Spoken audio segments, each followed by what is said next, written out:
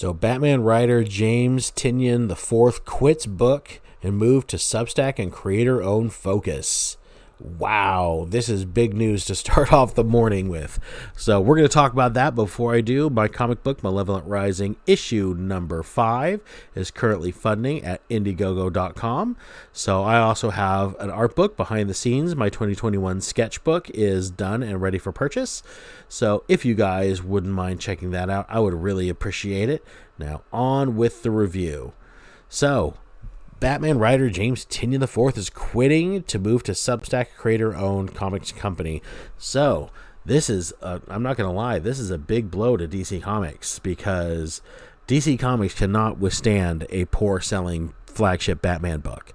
If you ever look at comic book sales, Batman is most of what DC does, and then the rest of the books kind of all rest on Batman's back.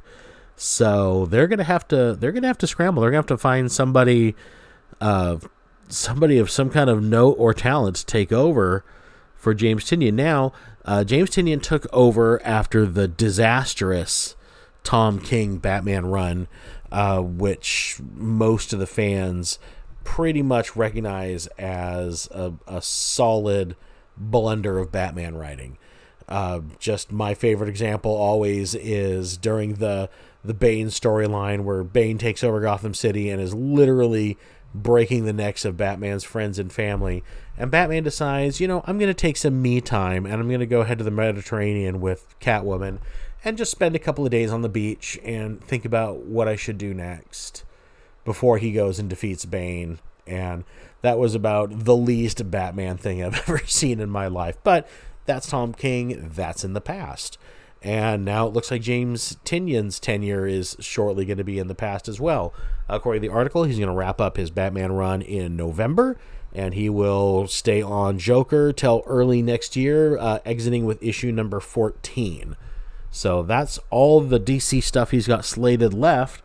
And then after that, he is, according to the article, going to be moving on to a book called Blue Book with Michael Avon Oeming, who was I always remember him as the artist on the book Powers. So kind of a weird Batman the Animated style, or animated series style of art. Pretty cool, but that's what he's going to be moving on to do. And he says here that he was, it was a difficult decision, and he was offered a 3-year renewal with DC, but he turned it down. And I can't help but think that it hasn't been that long ago that I think DC Comics probably could have put together a more attractive offer that could have got him to stay on the book for a few more years. But that's just another piece of evidence to show that DC really has downsized, that they don't have the capability to hold on to their talent once their talent proves that they can bring in an audience. And, again, especially with James Tynion, he wasn't somebody that they set up to inherit the Batman comic. He was supposed to just do some fill-in issues, but the issues were so well received that they ended up extending him, and he gave us the Joker line story, or the Joker War storyline, and he introduced a crazy amount of new characters, which has been fun for the Batman books, and, most notably of which being Punchline, Joker's kind of new lieutenant, replacement for Harley Quinn, and she was really well received by fans, so much so that she got a one-shot, and I think she's probably going to get some more attention here down the road, but who knows without James Tynion around to guide her what her future looks like over at DC.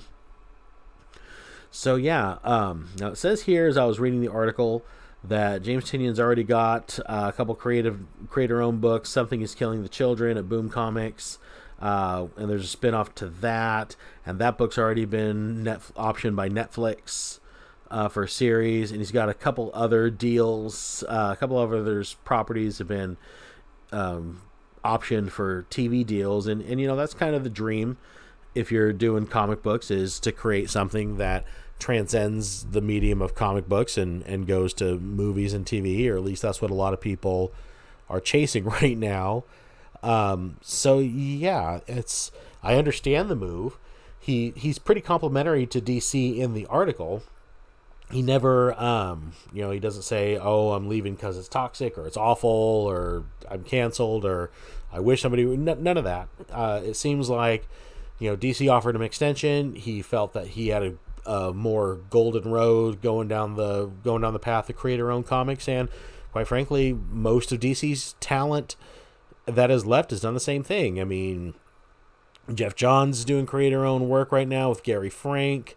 You've got Scott Snyder's doing a creator-owned book right now with Tony Daniel, and I know he's got more creator-owned stuff coming down the pipes. So that seems to be the path, the trajectory right now for a lot of the talent at DC. A lot of the old guard, they have left to do their own thing, and again, what does that say about DC Comics that they can't put together an offer attractive enough to keep their talent intact to where they're saying, I'd rather just do it myself.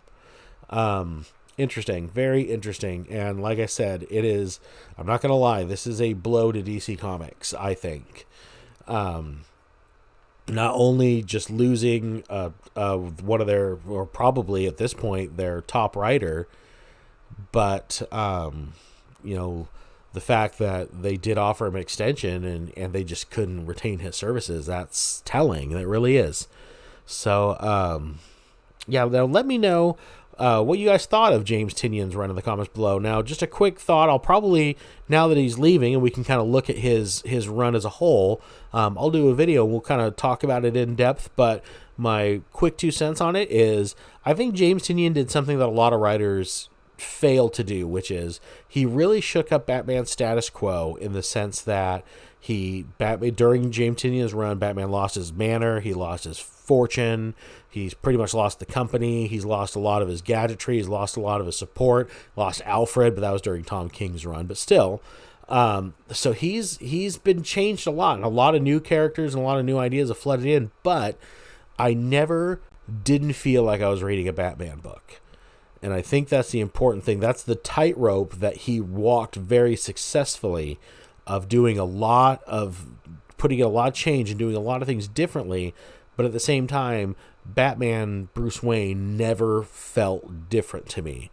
It felt like the same character in a new set of circumstances, which I don't see a lot when you have writers come in and they want to tear down a status quo or deconstruct a character, however you want to phrase it, want to come in and move everything around and shake everything up.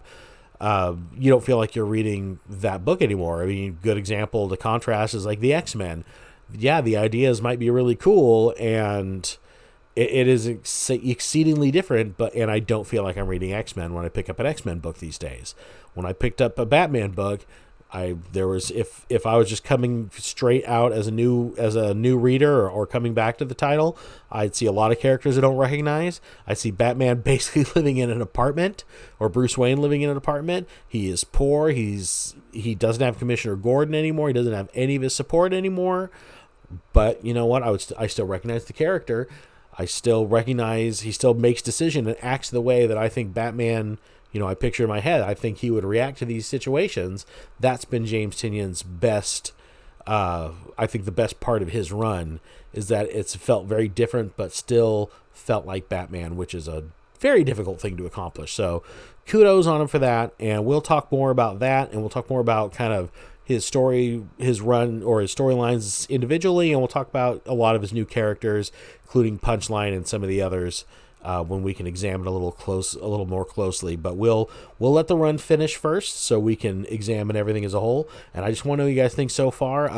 Do you have faith going forward that DC is going to be able to put somebody in place that's going to be as successful or more successful than James was as far as guiding Batman to whatever his next phase is going to be?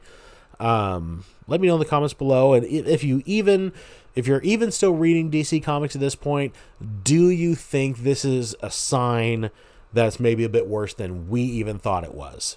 So I'm not saying that this is the end of DC Comics by any stretch of the imagination, but I am saying this is a big blow to DC. This is a bad sign that things are pretty shaky over there. And while I'm not really ready to call it a nail in the coffin, it's not that far from. So let me know in the comments below your thoughts. Did you like James Tynion's run on Batman? Did you not like it? I know it was a bit frantic. That may have been part of the downside.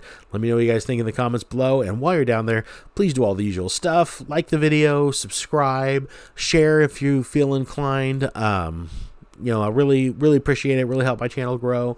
And if you get a moment, please check out my indie comic, Malevolent Rising issue number 5, over at Indiegogo. Again, just 12 days left to get in on this one, get your books. You can also get issues 1 through 4 on this current Indiegogo campaign as well. So thanks for putting up with this one. I know this one got a little ranty. It was or a little rambly. It was kind of an impromptu video. I saw the story and wanted to talk about it. So thanks for hanging in there with me to the end, and I will talk to you on the next one.